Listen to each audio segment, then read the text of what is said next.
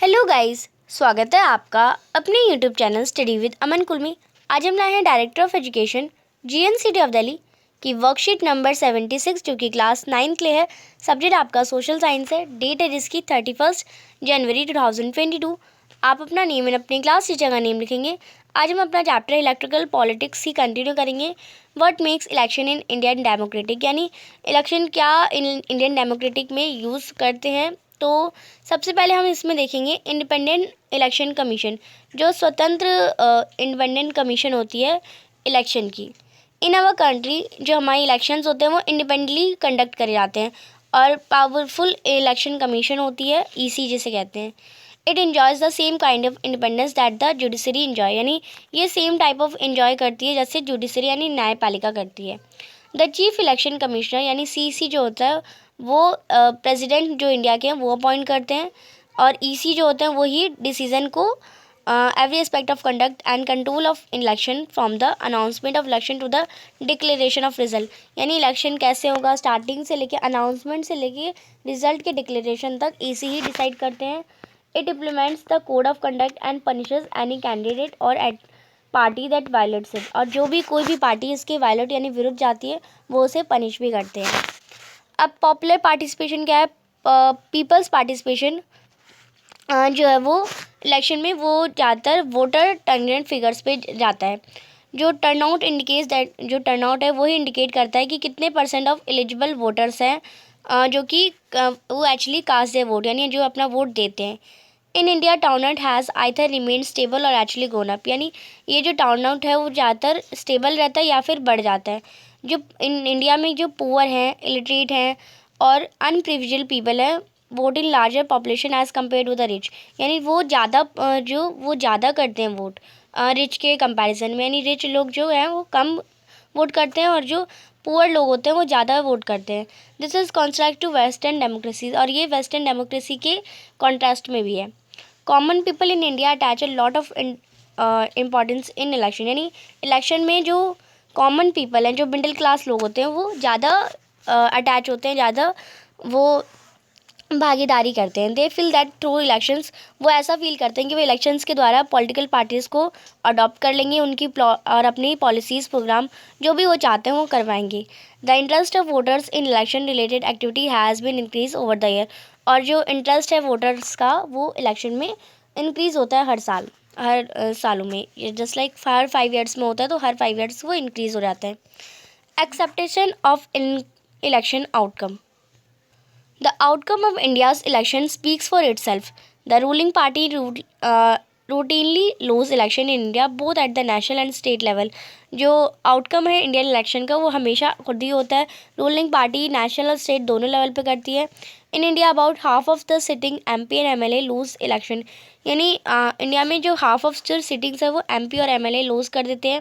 Bearing very few disputed election, the election outcomes are usually accepted as people verdict by the defeated party. अब यहाँ पे कुछ challenges दे रखे हैं free and fair election के। तो सबसे पहले तो है use of excessive fund in election, यानी ज़्यादा एक्सेसिव फंड जो है वो इलेक्शन में यूज़ होता है, और बहुत सारी प्रॉब्लम्स होती है जो स्मॉल पार्टीज़ और इंडिपेंडेंट कैंडिडेट्स फेस करते हैं बिगर पार्टीज़ के कंपैरिजन में। और candidate with criminal background contest election, यानी जो क्रिमिनल बैकग्राउंड्स होते हैं ना कैंडिडेट्स वही ज़्यादातर इलेक्शन लड़ते हैं जो अपराधी होते हैं। लैक ऑफ गुड अल्टरनेटिव्स, और जो लैक जिनके पास ज़्यादा सुख सुविधाएं नहीं होती वो भी। Relationship preference to distribute ticket, and ये सारे रीज़न हो जाएंगे। अब इसी पर बेस्ड क्वेश्चन है। फर्स्ट क्वेश्चन है what are the role of election commission. तो इलेक्शन कमीशन यानी ईसी का क्या रोल है?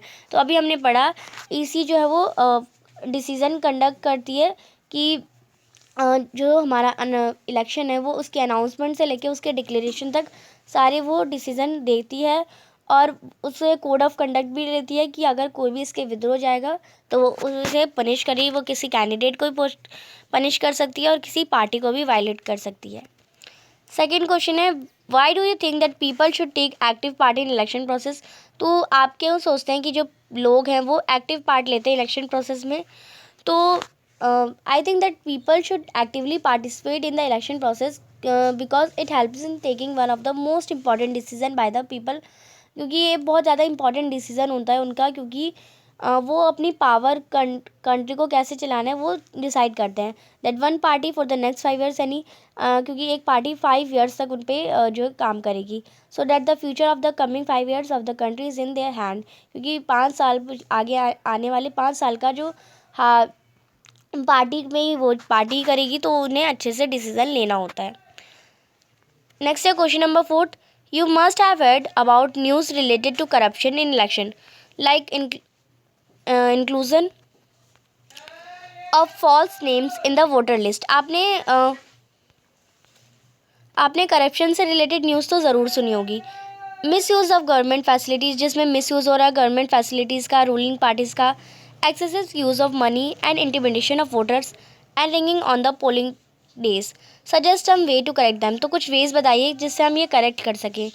तो candidates and parties with a lot of money may not be sure of victory, यानी कैंडिडेट्स और पार्टी होते हैं वो जिनके पास बहुत पैसा होता है वो विक्ट्री के बारे में नहीं सोचते।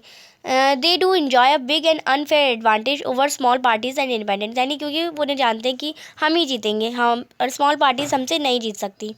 इन सम पार्ट्स ऑफ कंट्री के कुछ पार्ट्स में कैंडिडेट्स होते हैं क्रिमिनल कनेक्शन होता है जिनका, वो भी push others out of the electoral race and to secure a ticket from major parties, यानी वो मेजर पार्टीज से अपनी टिकट ले लेते हैं, इंश्योर करा लेते हैं, और क्रिमिनल है और कोई लड़ नहीं सकता उनके सामने।